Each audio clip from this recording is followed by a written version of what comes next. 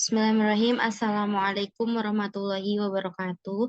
Perkenalkan, nama saya Jaraulia Mansur. Di sini saya akan mempresentasikan mengenai perilaku biaya aktivitas dengan matkul akuntansi manajemen dengan NIM 202200800505 dari kelas MN22E. Selanjutnya, pendahuluan. Secara sederhana, perilaku biaya mendiskusikan bagaimana biaya berubah ketika aktivitas berubah. Sangat penting untuk perencanaan, pengendalian, dan pengembalian keputusan. Misalnya, penganggaran memutuskan untuk mempertahankan atau menghentikan lini produk dan mengevaluasi kinerja segmen, semuanya bergantung pada pemahaman perilaku biaya. Definisinya adalah secara umum, cost behavior atau dikenal dengan perilaku biaya merupakan sebuah konsep yang menghubungkan antara perubahan biaya akibat perubahan aktivitas. Secara spesifik, Garrison et al. 2014 menjelaskan bagaimana biaya bereaksi terhadap perubahan tingkat aktivis, di mana ketika aktivis naik dan turun, maka biaya juga ikut naik dan turun, atau mungkin setiap konstan. Kemudian, menurut Mowat et al. 2015 memberikan definisi perilaku biaya itu sebagai istilah yang digunakan untuk menggambarkan keterkaitan apakah biaya berubah ketika tingkat output juga berubah. Selanjutnya ada objek biaya, ukuran output, dan rentang waktu. Untuk objek biaya, menurut Mowen et al. Tahun 2015 berpendapat bahwa langkah pertama di dalam penerapan konsep perilaku biaya ini adalah menentukan objek biaya yang diinginkan. Sebagai contoh, di perusahaan manufaktur, objek biaya itu dapat dikenali secara pasti karena produk yang berwujud.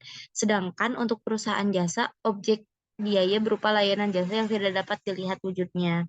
Jadi kita bisa melihat perbedaan antara perusahaan manufaktur dan perusahaan jasa. Ketika perusahaan manufaktur itu menentukan objek biaya dikenali secara pasti karena produknya berwujud. Sedangkan untuk perusahaan jasa, objek biayanya tidak terwujud karena jasanya tidak bisa dilihat wujudnya. Oke, untuk selanjutnya adalah mendefinisikan penggerak atau driver. Menentukan objek biaya adalah menentukan dan mendefinisikan penggerak atau driver yang mendasari terjadinya suatu biaya atau outputnya, baik jumlah keluaran maupun jenis pergerakannya. Adapun penggerak ini merupakan aktivitas yang mendasari terjadinya suatu biaya atau outputnya. Contohnya, biaya penanganan material sangat ditentukan oleh jumlah material, di mana semakin banyak material ditangani, maka semakin besar biaya materialnya. Nah, summary atau inti dari semua ini adalah perilaku biaya terbagi menjadi yaitu biaya tetap, variabel, dan campuran.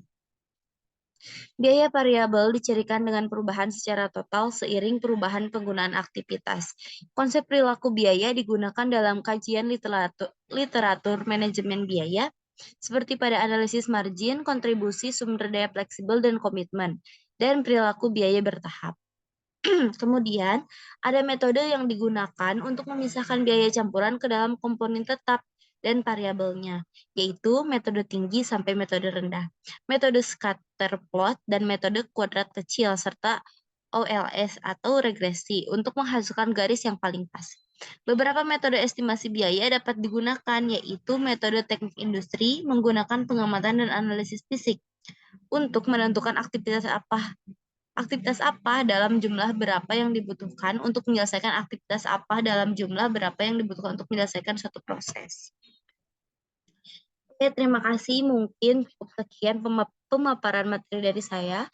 Kurang dan lebihnya mohon dimaafkan. Akhir kata saya ucapkan wassalamualaikum warahmatullahi wabarakatuh.